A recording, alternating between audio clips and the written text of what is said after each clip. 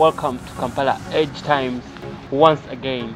And if this is your first time, go ahead and smash the subscribe button. My name is John Kelly as usual, and this is Kampala Edge Times. I'm super delighted to have you guys watching this channel, and I'm really grateful. On this day, I do host one of the most prominent gentlemen in the politics world of education. Yeah, his name is Okori Brian, and this is surely not the first time we are welcome to Kampala Edge Times, Mr. Okori Brian. Thank you. When you say prominent, I don't know what you mean, but I'm happy to be here once again. Kampala Edge Times is home. I am very optimistic that we shall have a very good discussion at the end of the day. Excellent, excellent. So, if you have not watched Okori on this channel, we have a lot of videos where we have interviewed him discussing the direction of education in Uganda, the state of students and education, you know, and all those kinds of topics related to education. So, Mr. Okori Brian, a lot of things have been happening in this country, you know, concerning the education and, you know, the speed at which schools are closing, Ebola, and, you know, all these things going around. It's crazy, actually. What do you think about the education after the pandemic? What have you seen throughout this year? I think we have been discussing matters of education all through the time we have been articulating this year. Post the pandemic, that was January and above, schools were open, and you saw terms rush, semesters get short, and the goal is to make sure, given lots of students go away and other people come in. You know, it was, I want to say it was not in bad faith, because there are those who had just started senior 6, maybe senior 4. So there was a lot of disorganization in the cohorts that people were supposed to be learning. But nevertheless, when we were fighting the pandemic away, when students were putting on face masks and the rest, lately we had Ebola as well. And education is, of course, vulnerable in its own way, because it carries masses of people together. And if by pre-COVID we were closed, and now that we have Ebola again, I heard the head of state say that schools should close faster.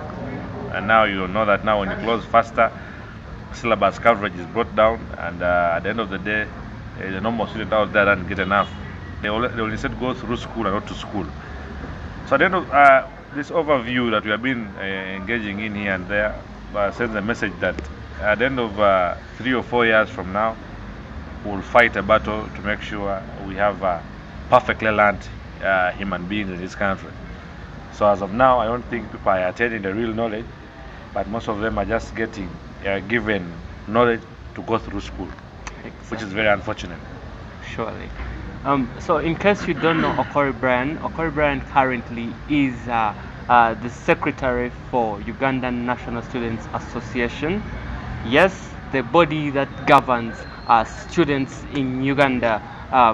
Actually, it combines them so that they are able to have a say in the government, and for the government to plan properly for the education sector. So, Mr. Okori, I would like to find out something. After the pandemic, we saw something like new curriculum coming up. Has that been actually working? Is there really a new curriculum, and what changes have been happening? Is it worth it? As we know, I want to first correct you. I am the Secretary of Finance. Okay. Not a secretary to Musa. If a secretary means there are very many secretaries in different departments. I'm a Secretary of Finance. Thank you so much. As far as Musa is concerned. And the curriculum, yes, we saw a new curriculum come up.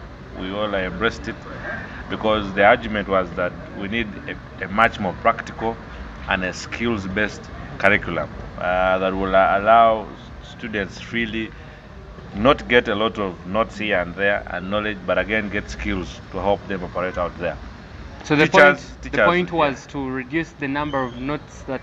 Not about notes. I'm only saying, you have been saying everyone who is coming out is about white collar jobs. Now they're saying, can we go practical a little? Can we have bigger participation from the students? And that was the argument I want to assume. because I only heard of it as well, and that was what was happening. The teachers were trained, and we want to believe that the number of teachers that were trained are implementing the new curriculum. The new curriculum did begin with those that were already in progress, this is senior 1, senior 2, and the rest. Those that began the new curriculum are those who came from P7 and joined S1 by then. So there's a mixture of the old curriculum and the new curriculum. Now, we don't have, as of now, products of the new curriculum. Okay. The ones who are out there are part of the old curriculum. That's right. I think 3 or 4 years from now, or 5, we will now have products of the new curriculum in the field. So we shall now say, okay, the old curriculum versus the new curriculum, what is better? But as of now, we are only also listening to it, and as it was written, maybe we believe that with time, we will have better graduates out there, and better students and better employees who will offer better to this country. But as of now, we cannot have a big conclusion on it. So of course, those changes came in here and there. Of course, the education system of this country is still wanting, though it's much colonial. But at the end of the day, we can't shy away from it. I am happy that in a new curriculum,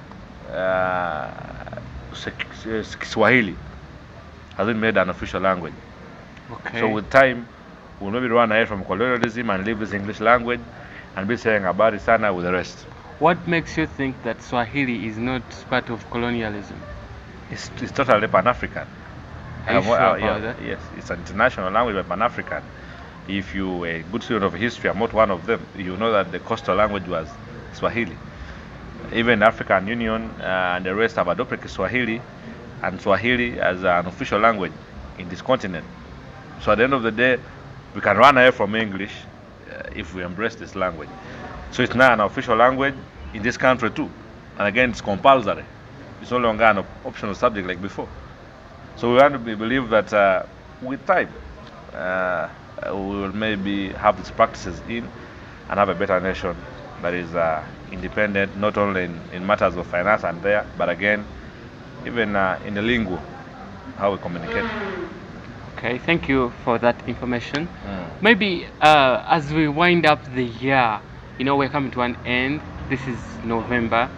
We would like to find out what has your organization, Uganda National Students Association, really done for the students so far, ever since this year started. And I mean, so far, what are the achievements? You see, because we keep blaming the government has not done that, and you know, we are always playing the blame game. But how about you as the students who have created this organization? What have you really done? I think it's significant out there what we have done. The moment I take a lot of time explaining what we have done, that means we have not done anything. The students out there know what Mos has done, but I will react on a few for those who have not been knowing about the association as well, and what we have done. Definitely began our tenure in December last year, and we're almost ending in this December. Previously, we've been having a lot of infights here and there, litigations going to court here and there. But I can assure you, through our tenure of office up to now, no one has litigated against us, and we have litigated against nobody. Meaning we have embraced the peace talk and dialogue as an organization. We have tried to fight what we call financial freedom, to make sure our subscription fees is effectively collected and effectively used again. And that's the aspect of accountability. Previously, we used to move around and mobilize for our funds of subscription from headmasters here and there, and principals and VCs and that. But lately, we solved that problem from the secondary schools first, where we tagged our fee through the PS, the Primary Sector Means of Education, that before you pick your examination materials, and those are the answer booklets and that, you must have paid part of our answer fees fully. So that exactly helped us to make sure we have the financial freedom bit of it. Of course, nothing other than helping the students directly credit SUNSA. We have lately just launched a campaign of a Keep a Girl Child in School campaign, where we are looking at distributing over 2 million reusable sanitary pads, and this is a continuation of our campaign that was called the Go Back to School campaign. You remember when you got our tenure of office, students were just getting back to school. So we needed to advocate for a lot of them to get back to school. Now, after saying go back to school, we are saying the girl child was vulnerable in school. So how best can we keep them more in school? We realize that matters of menstruation and period poverty was at a high note. So Don't you think how we do also we need cut it down? We also need a keep a boy child in school campaign. And of course, I was learning to that because a boy child at the end of the day may have difficulties to the level of the girl child. Are you sure about that? Yeah, because I am saying if I need a pad to get to class during my bad days of menstruation, you don't need them as a boy. A boy, you only need necessities of school fees here and there to make sure you're in class. How about the fact that a boy actually needs to have a character to stay in school? They become wild and aggressive, and they end up leaving school. Don't you think they need a campaign as well? That's why I was basically going to, after this Keep a Girl Child in School campaign, I want to re-enlight on our Go Back to School, where we were having a lot of media campaigns, basically on career guidance, to say, listen, you go to school first. You can go to school and become a musician tomorrow. You can go to school and become a prominent businessman tomorrow. But first go to school. Yes. Don't think that those who are doing that didn't go to school. And that's where the boy child is caught on most. So we have had these career guidance talks in a lot of these institutions of learning, basically secondary school, because primary school is not in our jurisdiction. And we have been seeing a little bit of feedback. Why do we have primary school left out? They're not students, they are pupils.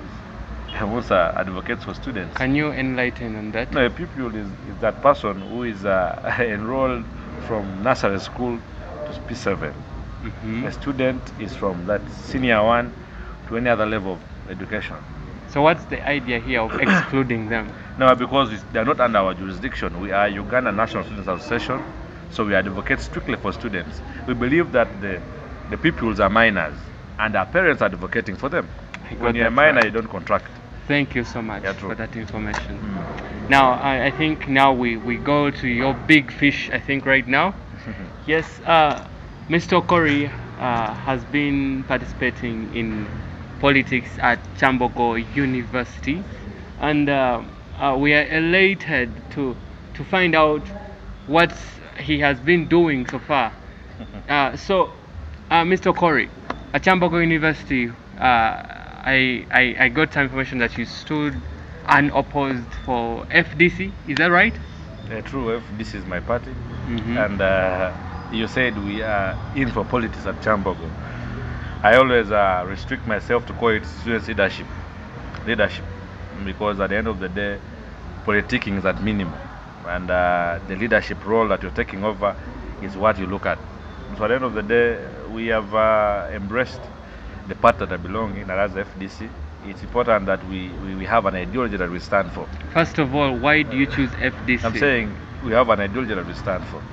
Why I choose FDC is because it stands by what I stand for. As Okori Brian, I believe in writing, dialoguing, and defying. The FDC party is strongly known for being defiant.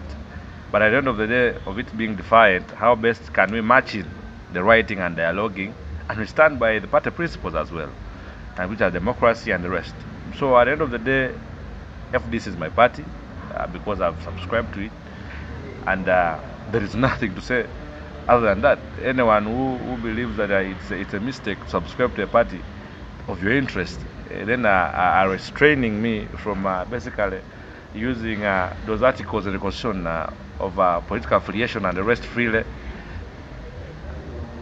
So maybe you know that. If I may find out, how does it feel, or rather, how did you eventually go through unopposed?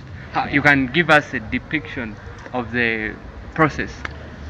I think basically there's been a lot of backlash from the public. Why does Okori Brian go through unopposed? We went through a process led by the party leadership chapter in the university. and where they call on for nomination and the rest with their restrictions, be on normal progress, must have paid tuition, pay nomination fees, commitment fees, and also have guarantors of 100, something like that. At the end of the day, we fought our way right, and that is through respecting the electoral process. The other candidates, most of them embraced dialogue and realized that we are the best candidate to make sure we put the ideology of the chapter up front, which doesn't render them incompetent, that they step down from the process. It only renders them vigilant that dialogue should be embraced. So I went through unopposed out of a process that I exactly respected and followed. Of course, people have been relating my going through unopposed in this Kyambogo chapter to the other previous ones. And I'll brief you. When I was running for National Treasurer of Musa, I went through unopposed, through a same process. Nomination was called, I did my job right, I was legible, and nobody else contested against me. And nobody would say I was not unopposed by that time, because everything was publicized and it was public to the public.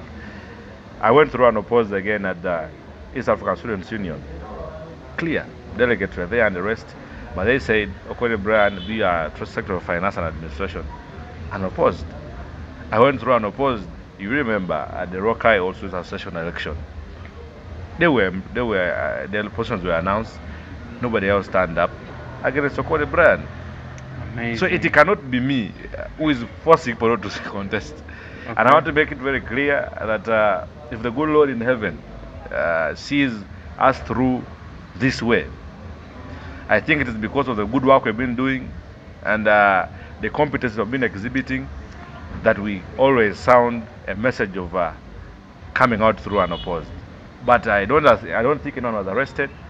I don't think anyone was stopped from picking nomination forms at any time on all these 4 elections I'm talking about, and very many more elections behind. Okay. So when I say that I've been through unopposed 4 times consecutively, it was a reality.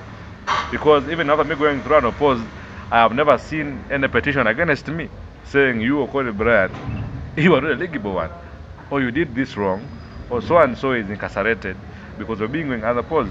So that's why I want to continue to thank the FDC delegates and the rest of our candidates who have accepted to respect the party principles of dialoguing first before we defy, understanding by us. So at the end of the day, by the way, you keep saying that writing, dialoguing, and defying. Yeah. Why do you have a lot of interest in the part of defying? Because we always save the best for last. So what is defying? Defying. Why defying last is because all the first 2 are peaceful measures. Mm-hmm. When I write to you, I am writing to you in a peaceful way. Writing to who? In this writing case? to let's say per se, we have an issue as students, okay, and we need the Vice Chancellor to address. Mm-hmm. Who will write and say, we as students of Kyambogo University or students of any university else have an issue on this. We need you to address it. I shall write to you with an ultimatum of 2 weeks or 1 week or 7 days. Per se. It will come to you, receive it. Meaning, I have something on record that I have written to you, informing you of a given matter that is on ground. Now, I know that after me writing to you, I will do a follow-up of dialoguing. I say, if in case you call me for dialogue, I will come. If you don't call me for dialogue, I will still come and say, Mr. VC, listen, I wrote to your office on this day, and I want us to talk about this matter. Do you think, or how do you think we can go about this? So if in the dialoguing process and writing process, we disagree, you defy. We defy, because that's the only option remaining on ground. That's the only remedy. Because I've written to you, we have dialogue. Let's start defy. Defying is us coming out the message of solidarity with the majority of those who are oppressed by that time to come and say no to this. And so defying is last, because it's not the best option. Okay. Because writing is good, dialoguing is also good, but defying can only be an option when the 2 have failed. And that's our ideology of the WDD approach, the writing, dialoguing, and defying. We believe it can best bring results. Amazing.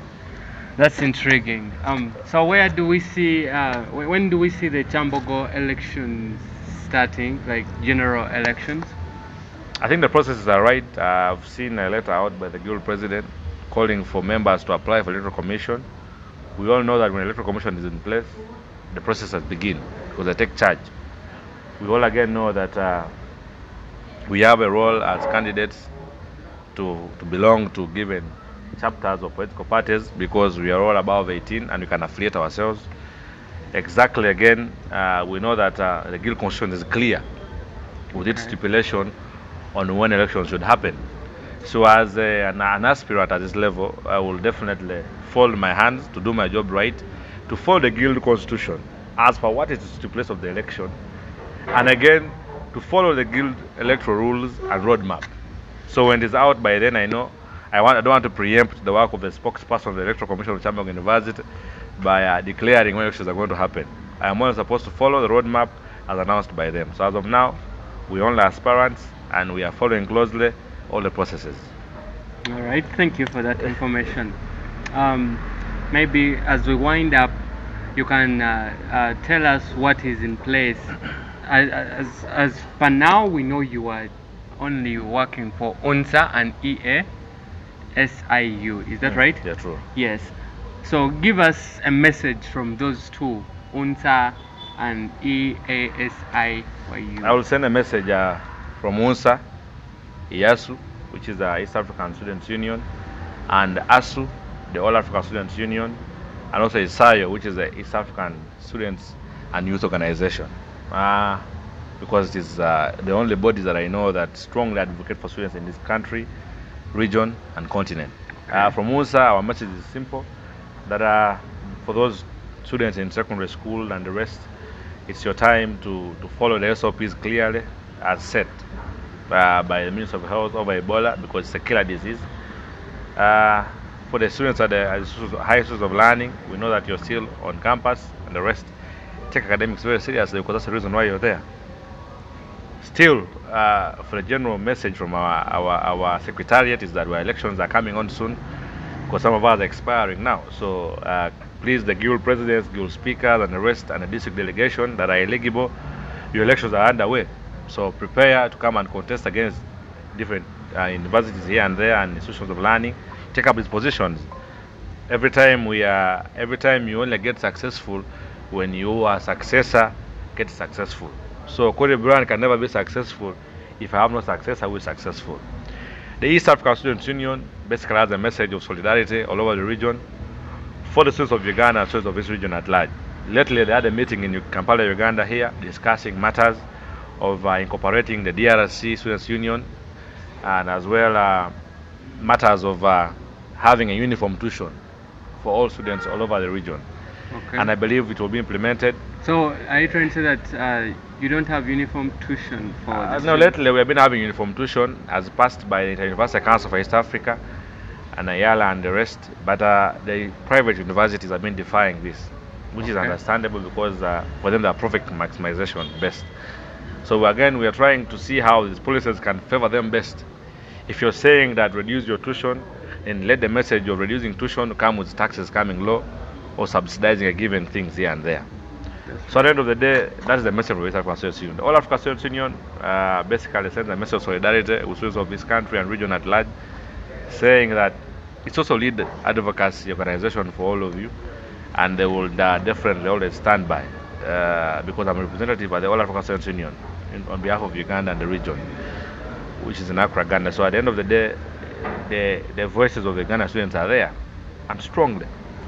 The East African Students Youth Organization, which is in Addis Ababa, also stands in solidarity with students of Uganda, and they are aware of the pandemic that is on, and there are prayers, and that we don't have another lockdown in the institutions of learning because of any other disease. And we want you to keep safe there and there to make sure we have progressiveness and here and there. As I conclude now, because I know concluding is a must as well. Okay. The alumni members of Rock High School, we want to call upon all of you to stand in solidarity with the Parameter Wall project, so that we strongly have our school back up there. I know that you're out there. The institution of learning is strongly mobilizing funds to make sure the wall fence gets back so the school is safe and the students learn perfectly. So we call upon all of you to contribute anything you can contribute towards this project to make sure Rokai School gets great again. Thank you so much. It is with pleasure. Thank you so much, Mr. Okori Brian, Yeah, we thank God for showing up at Kampala Edge Times. It's really a pleasure hosting you. A lot of people have approached me telling me how you and your words of motivation and advice has really changed their mind. Thank you so much. You know, so ladies and gentlemen, that has been Okori Brian, one of the most prominent, I repeat, gentlemen on Kampala Edge Times. He's always here to inspire everybody, although he's politicized a little, but I recommend you listening to what he speaks. So if you have not subscribed to this channel, please go ahead and do. And students of Kyambogo, I wish you an amazing election coming soon from me and the entire Kampala Edge Times team. I do have to say goodbye.